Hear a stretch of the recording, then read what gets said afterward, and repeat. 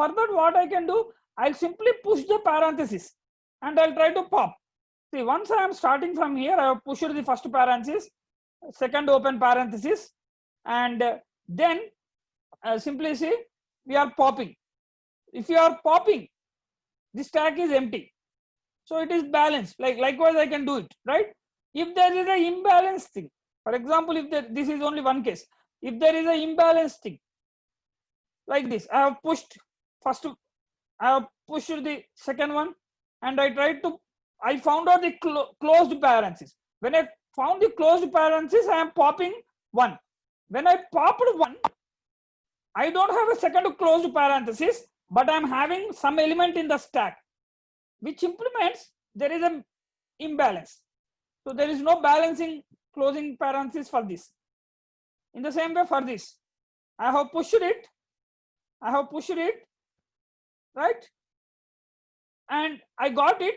Once I got it, I'll pop this corresponding one, and then I got one more thing. I'm having one more thing, but there is no element in the stack. That indicates again this is imbalanced. So stack empty when next parenthesis encountered, curly parenthesis encountered. So that means it is not balanced. Like this, programs can be implemented. This is how compiler checks. This is how compiler checks your syntaxes. So I can do backtracking, that means coming back to the position. This is a process when you need to access the most recent data element in a series of elements, maybe function addresses, whatever it is the case. Depth first search can be implemented. So like deep, you will go and you will come back. So that is why again you need to return back to the point. So that is depth first search. Function call mechanism. Simulation of recursive calls, I already told you. Parsing.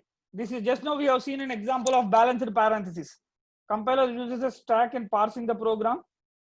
Web browser stores the address of recently visited sites on the stack.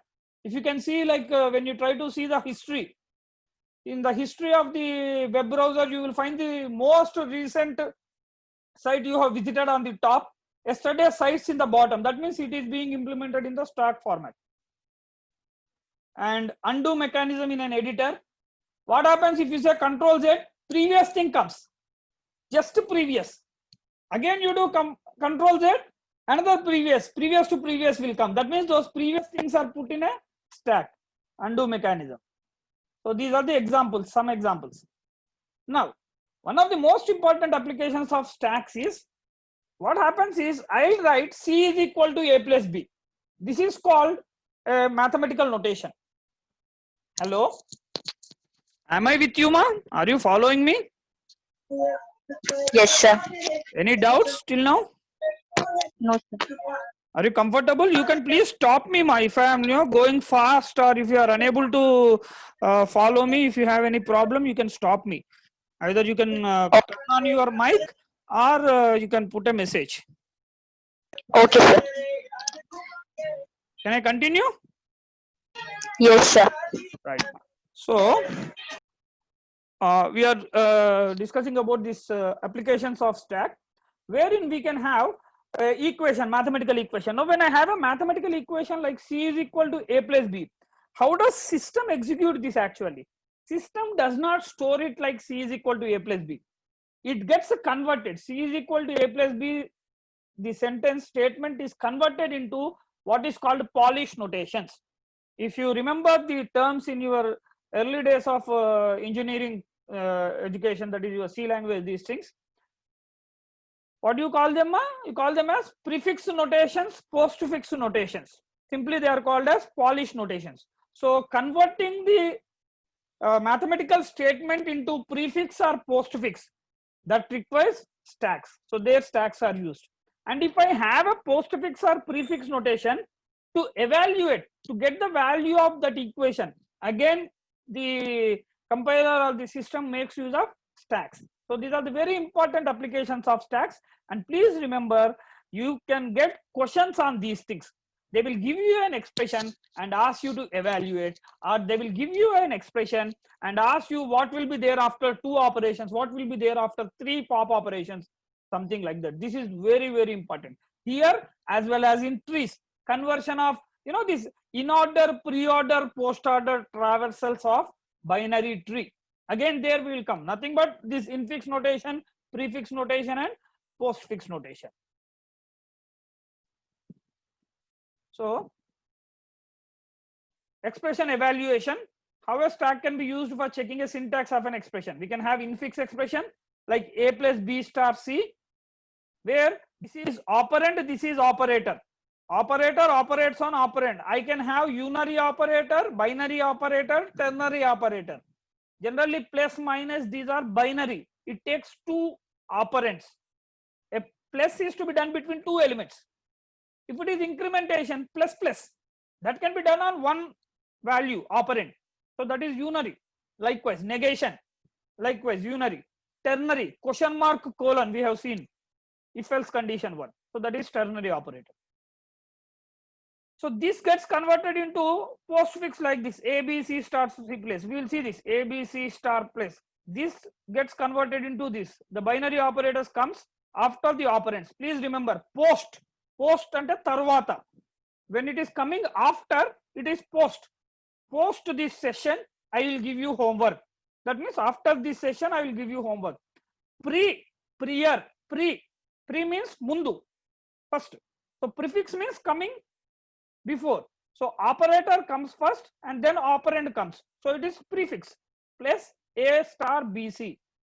So as per the, the priority of these operators, it should be taken into consideration. See, mathematics, we know we don't do a plus b and then asterisk c. We give importance to multiplication, priority, precedence, we say it as. So first bc and then add it with a. The prefix expression is equivalent to infix expression. Prefix notation is also known as Polish notation. Postfix notation is also known as suffix or reverse Polish notations. Okay. Now in the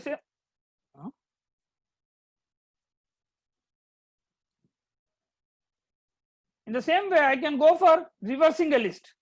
Amma, in case the session ends, I will start a new session. Don't worry. You have to join. I will immediately give you a new session and you need to relog in. Actually, this is for 1 hour. I don't know why it has come. Reversing a list. First, to push all the elements of a string in the stack and pop the elements. If I have something like Krishna, Krishna, then I'll push all elements one of Krishna. Now I'll start picking up. What I'll get? A I'll get first. Then I'll get N. Then I will get H. When I put it, it becomes reverse. So simply reversing a list using stack, I can do that. So infix to postfix, prefix, this I can do. Towers of Hanai problem. If you remember the 3 pegs on a one stand, one after the other, you need to change it from one peg to the other peg. So that is Towers of Hanai problem. Some computation of cycle in a graph. These are all applications of stacks. Now, can you say how this gets converted? From here onwards, we will see some examples, as many as possible, for another 20 minutes. So a plus b asterisk c minus d slash e minus f parenthesis asterisk g asterisk h. So how does this conversion takes place? Please be careful, ma. Initially my stack is empty. This is the input and no output. So first one is taken. First one is operand. So I am just taking it here. Now when I get an operator, I am pushing it here. And the next one is parenthesis.